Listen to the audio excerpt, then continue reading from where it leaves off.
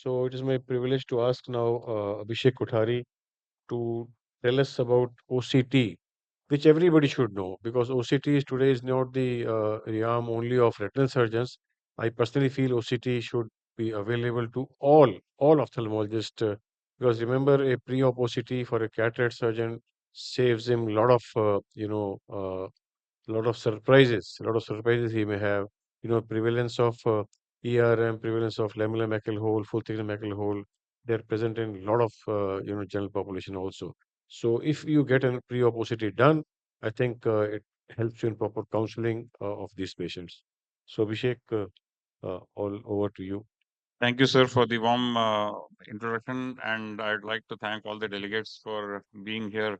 So I'll be talking in general about the role of OCT in retinal disease and how you can avoid common mistakes and make it a better tool than you do already.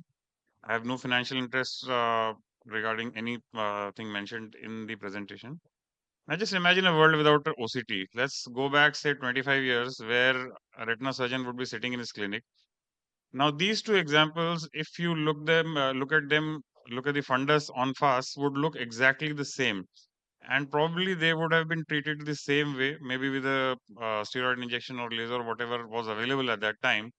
But now with the OCT, we can find out that, one, there is in one of the cases, there is edema, and the other, there is a epiretinal membrane and traction that needs to be operated upon. So this is the power of OCT and why it can change the way we manage our cases. It all started here. This is David Wang doing the first OCT. The first OCT machine was nothing but a Carl Zeiss slit lamp with a 90D attached in front of it and a scanning mechanism. And there's the first case report in 1991 of optic nerve head of a pig's eye. And it all started here, and now we have an explosion of activity and dependence on the OCT.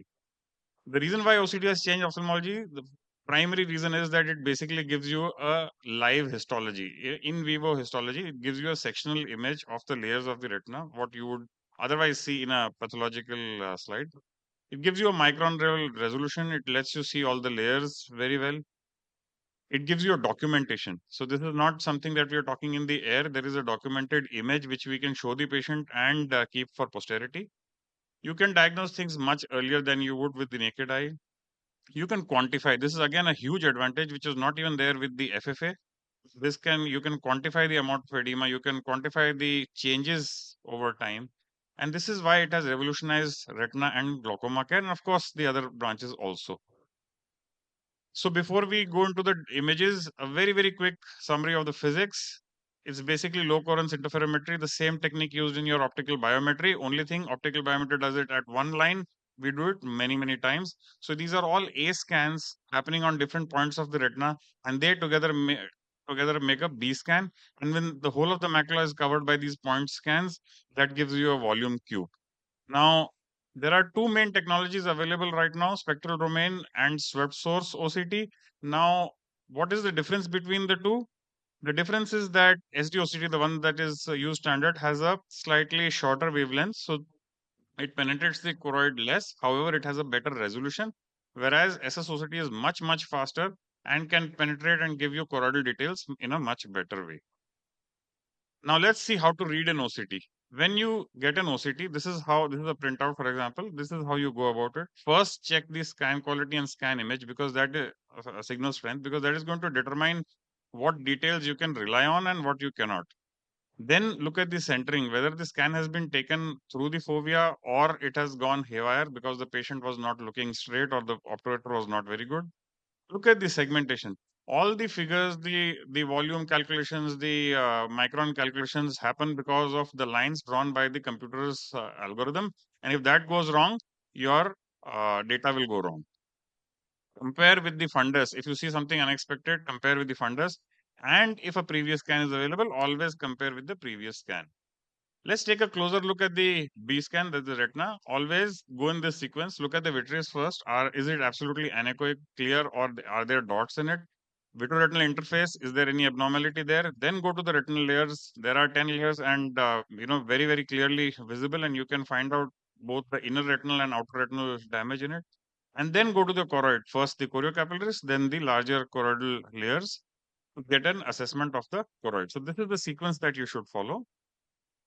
Now, like in FFA, you have hyporeflective and hyperreflective lesions. Hyperreflective lesions like hard exudates, hemorrhages, they throw a shadow behind them and they are very bright. And these are the brightest pixels.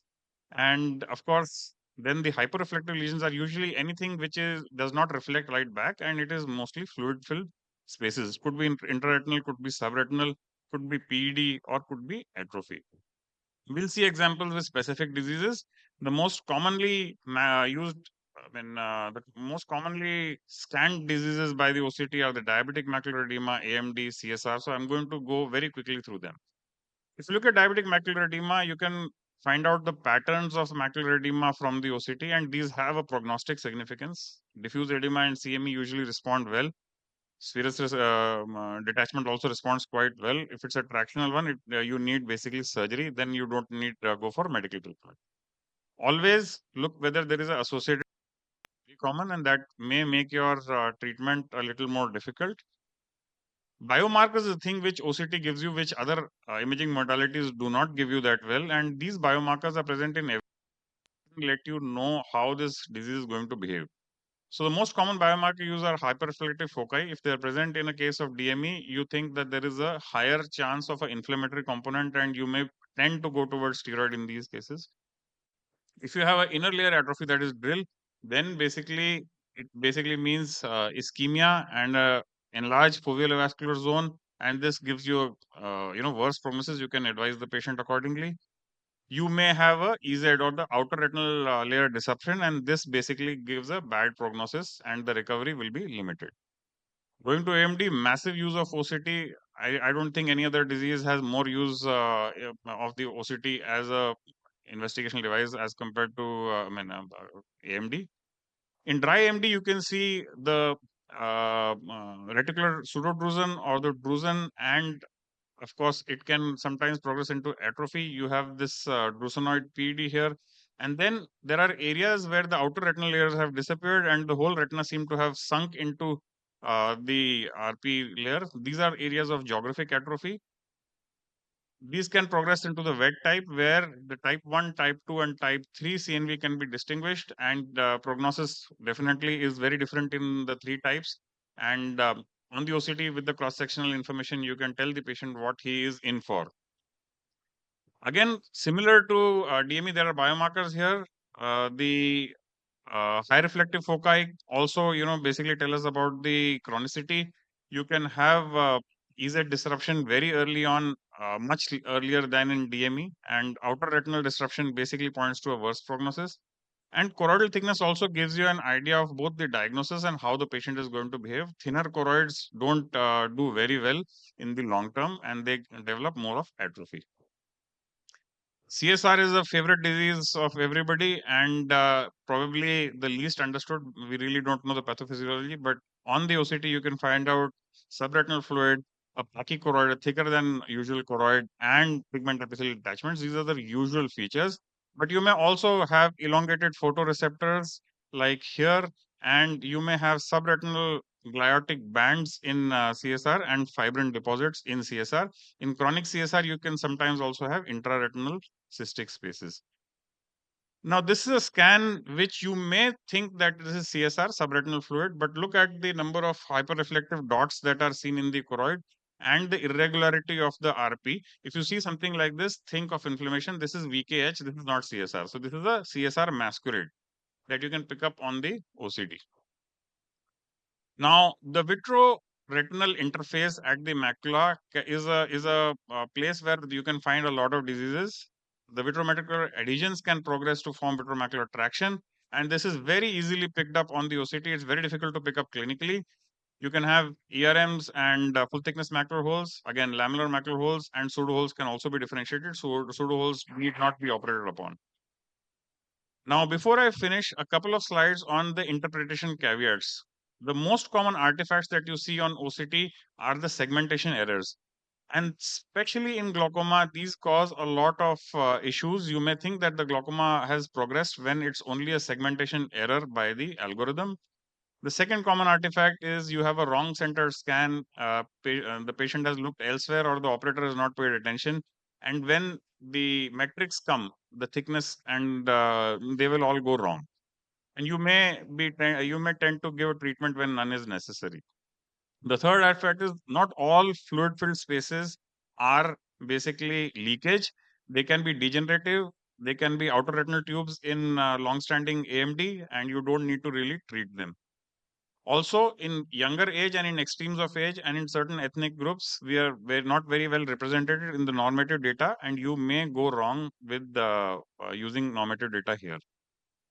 Now, don't always read the thickness maps that are present. Both these cases, the left one is PAM, the acute middle maculopathy, and the left one is AMN.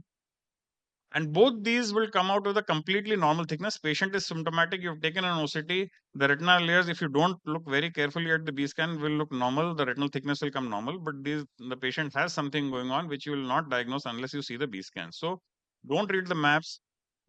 Do not ignore if the scan quality is poor. Try retaking the scan or interpreting it with caution. Segmentation errors. So here, after treatment, one may be, if you look at the difference map here, you tend to believe that the thickness is actually increased on the second visit.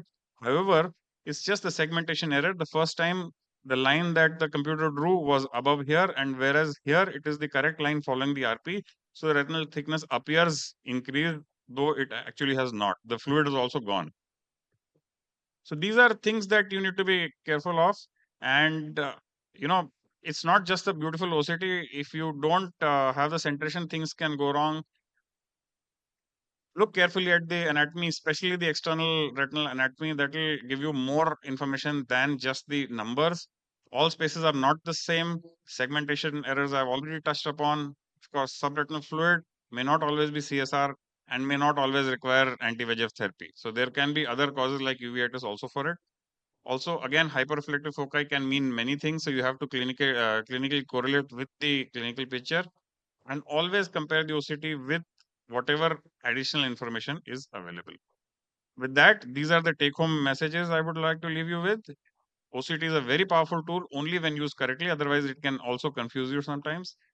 Always read the B scans, assess the scan quality, check the segmentation lines, compare the OCT findings with the clinical examination, and always use previous scans to look at the trends. They will help you much better than one single scan would.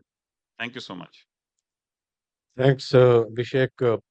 Virtually impossible to summarize OCT, but I'm very happy that you have covered the things which everybody should know.